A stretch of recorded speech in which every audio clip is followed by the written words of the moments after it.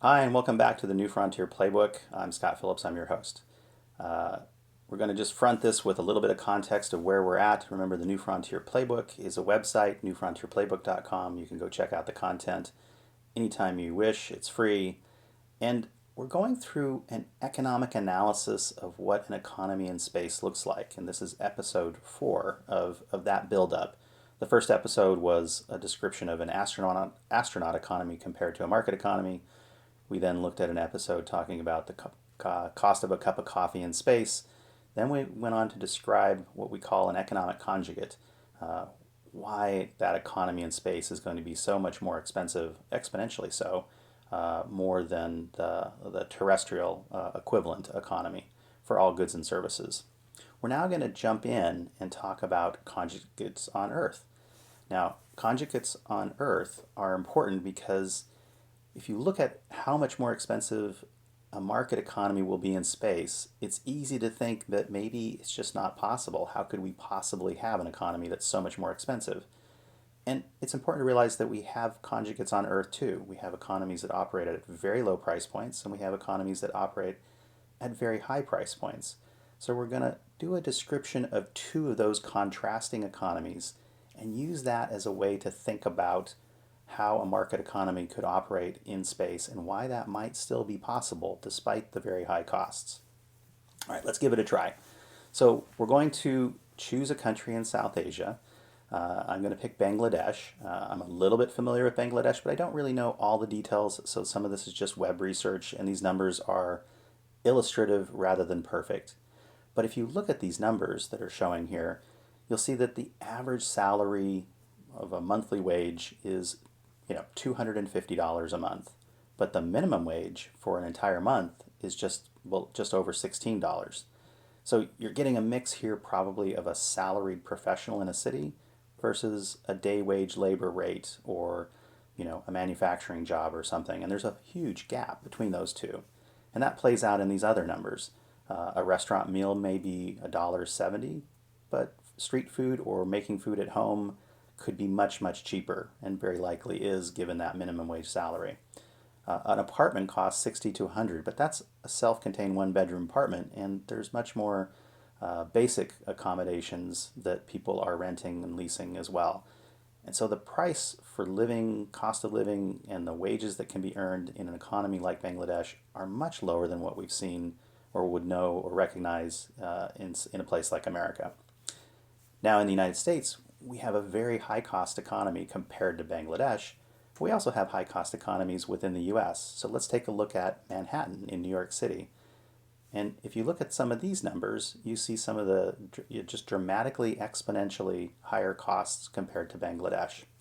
Um, the average salary per month is 6,000 plus. The minimum wage is 2,600 plus, probably. And so that's that gap between a salaried professional and just a minimum wage worker. Cost of living across the board dramatically more expensive.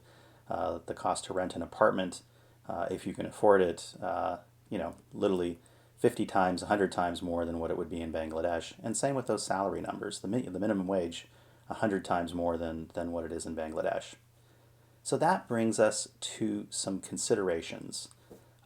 It's clear that two economies that are vastly different in terms of price points, economic conjugates, if you will, of each other, can exist on Earth. A very high cost economy and a very low cost economy. So these can exist in the same planet. They're not connected, they're separate, but they are connected. Sorry, they're separate, but they're connected by travel and migration. And there is an important point here. Migration has a huge benefit. If you're coming from a very low cost country, you're going to suffer sticker shock when you see the prices in Manhattan.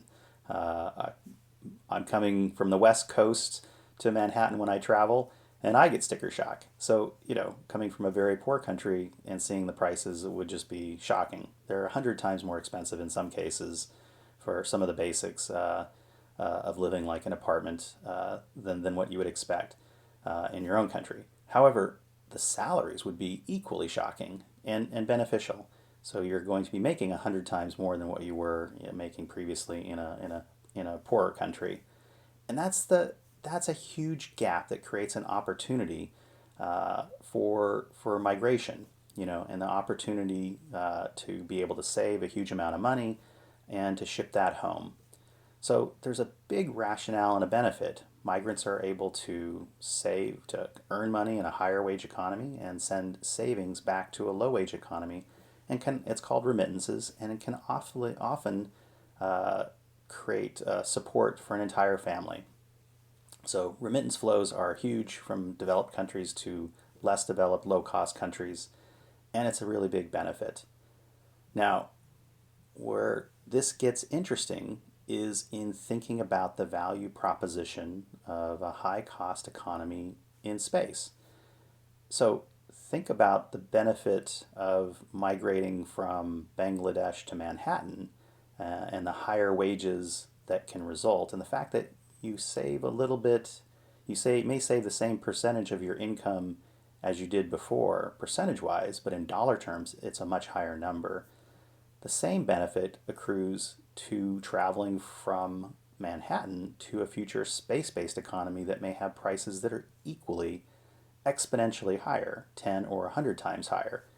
And that's huge. That's potentially a vast benefit uh, that can accrue in both micro and macroeconomic terms, in terms of the remittance income that can come back to Earth from wage workers that are working in a very high economy in space.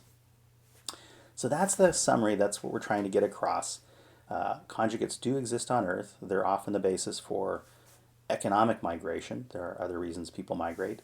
Um, and and just because an economy is exponentially higher in cost doesn't mean that it can't function or make sense. And so that same dynamic is likely to play out in space. We're talking about exponentially higher costs in space, but it's very possible that that economy can be made to work and to function and to do just fine. Higher costs don't rule out the fact that an economy can work.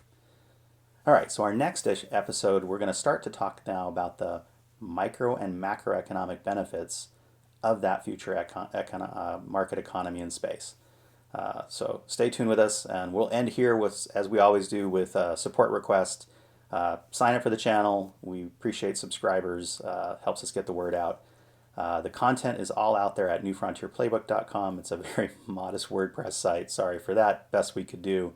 It's free to read. Sign up for our email list if you can. That'll help us promote the book with a future publisher. You're welcome to donate, buy the author a beer.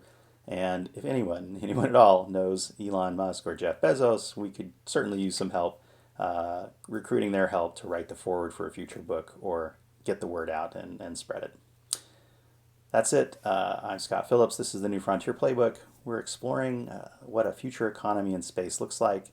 And up next is diving into what the micro benefits for an individual would be of working in that future economy in space. All right. Thank you very much.